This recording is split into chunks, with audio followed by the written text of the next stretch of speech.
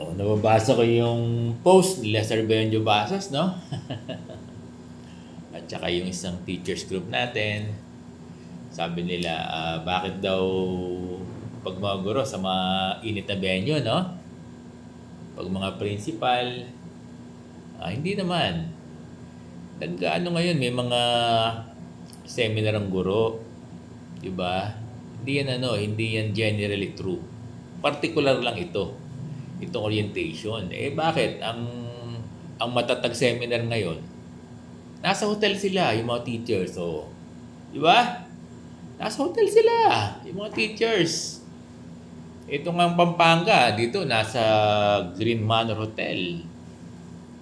Dito sa NCR, yung mga umatan kayo ng seminar, nasa teachers yan ha. Hmm. Kaya hindi generally true yung sinasabi na nasa mainit yung mga guro. Pag inset, siyempre, local yan school-based. Ito naman kasing orientation natin sa trimester na sponsored by DepEd. Kasi mga DepEd authorities ang nagkakaskade ang ang speaker dito, no?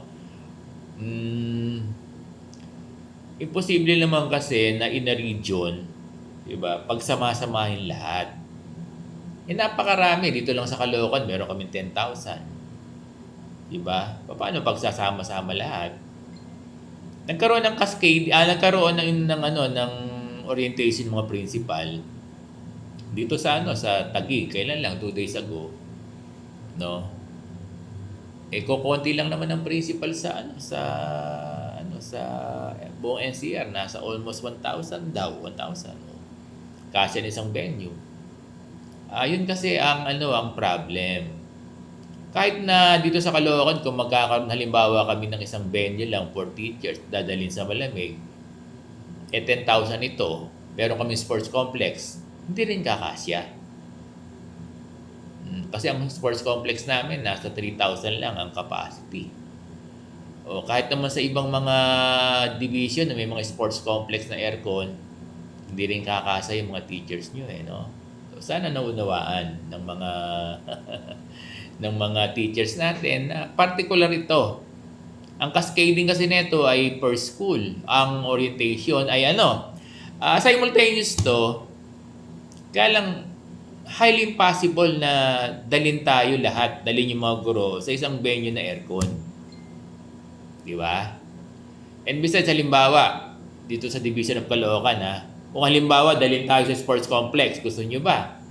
Sa sports complex, 3,000 lang ang capacity nun. O pagpalagay na natin 4,000, 10,000 tayo.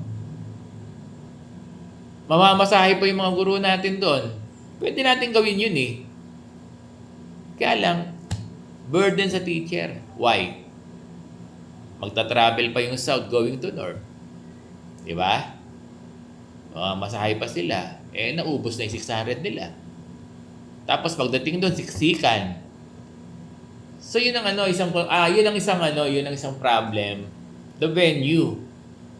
Kasi lahatan ito lahatan. Sana naintindihan ng mga guro natin na talagang highly impossible na magkaroon ng venue. Kung halimbawa, pupunta sa saan? Sa Araneta Coliseum, di hassle pa.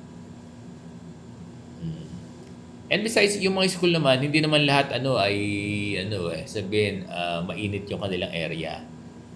May mga school na meron silang conference, na aircon, pwede na sila.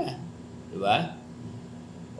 Katulad dito sa mga ibang malalaking school, alam ko may mga conference sila. Kami rito sa Caloocan High School, meron kami Rosca Hall, kaya lang, ang capacity ng Rosca Hall namin ay nasa 150 to 200.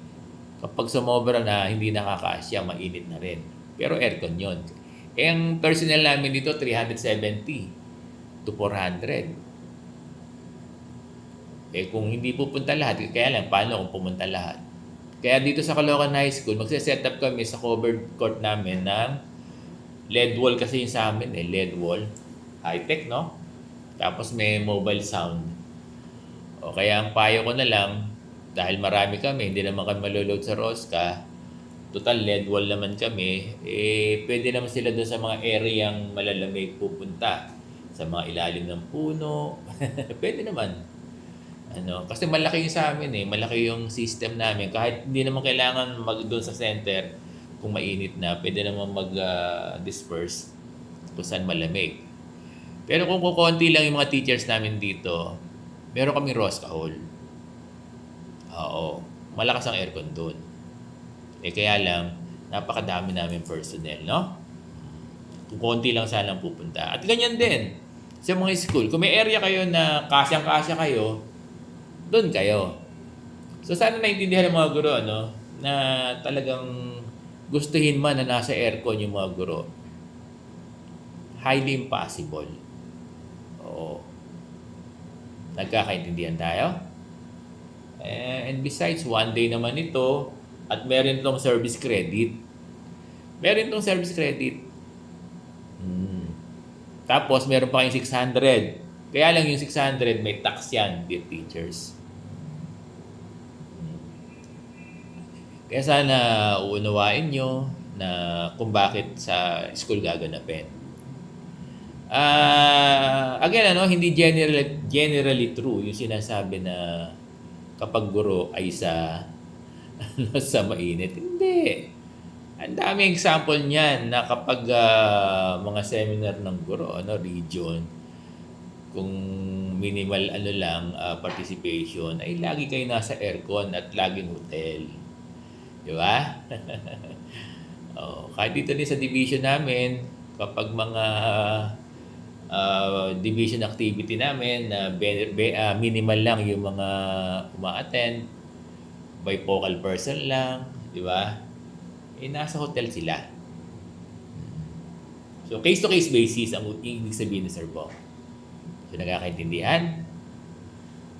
Kung bakit hindi pwede sa aircon yung mga teachers sa particular na ito, highly impossible kasi.